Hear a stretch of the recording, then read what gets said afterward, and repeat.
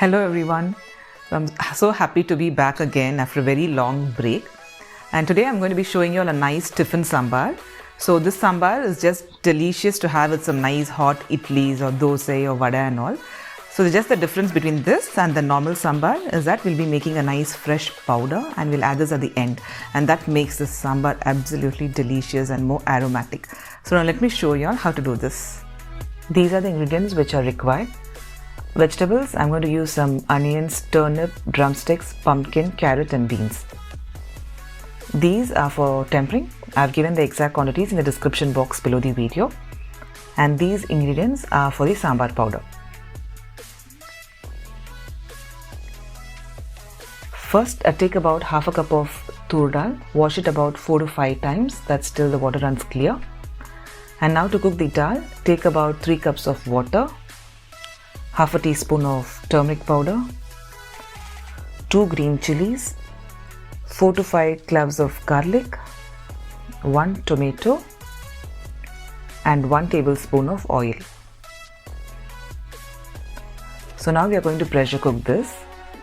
Put it on medium flame for about 10 to 15 minutes or until you get about 4 to 5 whistles. The dal has been cooked well. I'm just going to mash these tomatoes and garlic nicely. Now for the sambar powder, take about half a teaspoon of oil and fry about 2 spoons of chana dal, 2 spoons of coriander seeds, 2 spoons of dried coconut, half a teaspoon of fenugreek and few red chilies. Cool these completely and then grind it to a nice fine powder. Now for the sambar, take some oil and some ghee.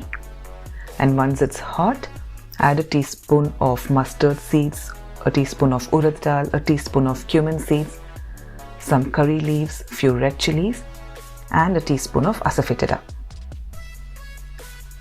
Fry these for few seconds and then add the onions.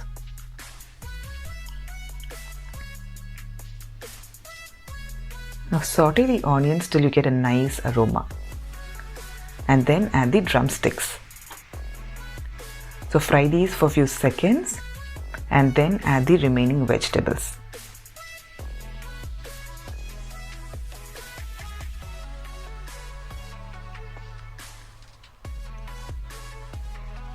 So fry all these vegetables for about a minute.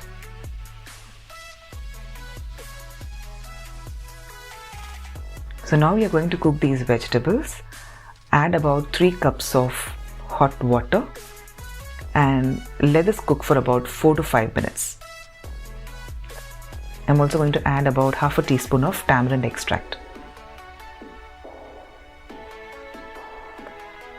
So after 4 to 5 minutes, add the cooked dal and let it come to a boil. So once the sambar starts boiling, you can add some salt, the sambar powder and a little bit of jaggery for a slight sweetness. After adding the sambar powder, don't let it cook for a long time.